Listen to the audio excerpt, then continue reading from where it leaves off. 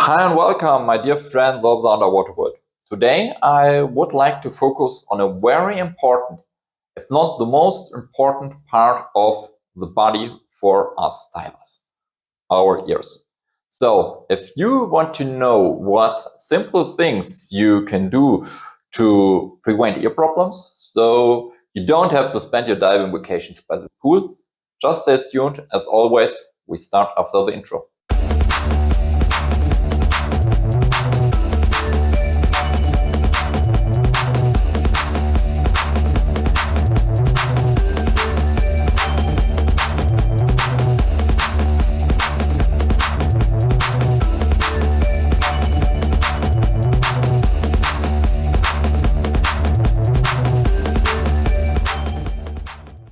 First of all, this video neither claims nor has the possibility to treat all causes, triggers, or problems, especially since every person is differently susceptible for ear diseases. Rather, I would like to give you a few tips on how you can take simple precautions yourself. And don't worry, I don't want to bore you with medical expertise. I've picked up the content of this video from various sources over the last few years, and I'm putting it together here for the first time. If you implement some of the tips mentioned here in this video, please use common sense, and I would like to emphasize that I'm not a doctor or a medical professional. I do not accept any liability for any damage that may occur.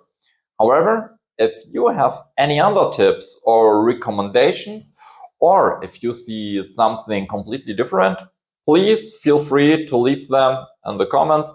As always, I look forward to exchanging ideas with you. I would like to deal with two ear diseases in this video. Firstly, inflammation, and secondly, injury to the ear canal. The latter usually happens very rarely, but vacation divers in particular should pay special attention to it. If you dive in the sea, it can happen that very small but sharp-edged salt crystals remain in the ear when the water dries. If you are not carefully and, for example, use a cotton bud or a Q-tip on your ear, which is a bad idea anyway, or apply pressure to the area in some other way, these salt crystals may cut you, and that's it for water sports for now, not to mention the pain. However, ear infections are likely to be much more widespread. This is caused by both physical and chemical stimuli. Physical stimuli include the aforementioned cotton buds, which have no business in your ear area anyway. However, lying on the ear after diving and rubbing the skin together although encourage an ear infection. The reason for this is that the skin in the ear canal has been stripped of its natural layer of fat and earwax by the dive and is now more susceptible to inflammation. If you rub it on top of this, you will almost certainly have an ear infection within 1 or 2 days. Chemical irritations, as the name suggests, are caused by chemicals or microorganisms that can also lead to inflammation. These include, for example, chlorine or other substances in the water which can be present in both the lake and the sea. The best way to protect yourself from this is to prevent your ear from coming into contact with the water in the first place. There are specially masks with earpieces for this, similar to the headphones, which still allow breath circulation. However, not everyone is likely to have these. I don't have these masks too. An alternative in the form of prophylactic ear drops, on the other hand, is often available to buy for little money in your diving store. But you can also protect yourself without having to buy new masks or regular ear drops. My personal recommendation in this regard is to take a shower in the evening after your dive and very carefully run clear and clean water in your ear. This will not only rinse out any residual substances such as microorganisms or chemicals, any salt crystals can also be removed in this way. It is also very important to keep your eyes dry. Please do not rub them extensively dry, otherwise you run the risk of a physical irritation. I know people who, on the advice of a doctor, use the tangled corner of a handkerchief after the dive and carefully insert it into the ear canal to keep it dry. I personally can't give any opinion on this, but it seems to work very well for these persons. Where you definitely need to be careful, especially when working from home, is in front of headphones.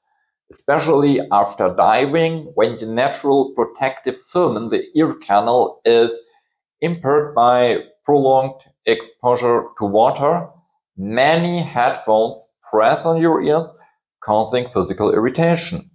Sweating under the headphones also greatly promotes the formation of pathogens. If possible, turn your headphones up a little and put them in front of your ear. A clear recommendation that I received from every diver in my early days and I would like to pass on at this point are beanies or headbands. They work in several ways. Firstly, they protect against draughts, which in turn can cause irritation. And whether you're on the beach, at the lake, or on a boat, you're exposed to draughts of varying intensity. Even if you're only on snorkeling on day boats, make sure to pack one of these hats. Other non-divers may look at you strangely at the first time, but as soon as you are a little further away from land, they will envy you. The second thing that beanies protect you from is cooling down. This ensures that you generally become more sensitive to various pathogens. And here we come to the next point that some of you may have already noticed when watching my videos or photos on Instagram. I also dive in the tropical sea or indoors only with a head cover or neoprene headband. On the one hand, I find it more comfortably for my ears.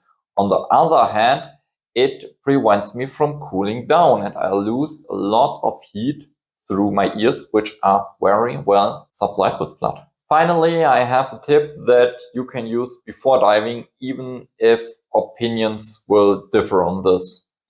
The magic word is baby oil. If I dive a lot, I use it regularly, even a week before the dive. I moisten my ear canal with 1 or 2 drops a day on a piece of a handkerchief, twisted together, and I got this tip from an ear, nose and throat specialist. The reason behind it is as follows. Oil has a water repellent effect and therefore provides an additional protective layer between the sensitive skin of your ear canal and the water. Just be careful not to use focus and injure your ear. Of course, you can never eliminate all causes, but you can minimize the risk quite well with these tricks, because nothing is more annoying than being on vacation with an ear infection while the others having the best dives. Now it's your turn.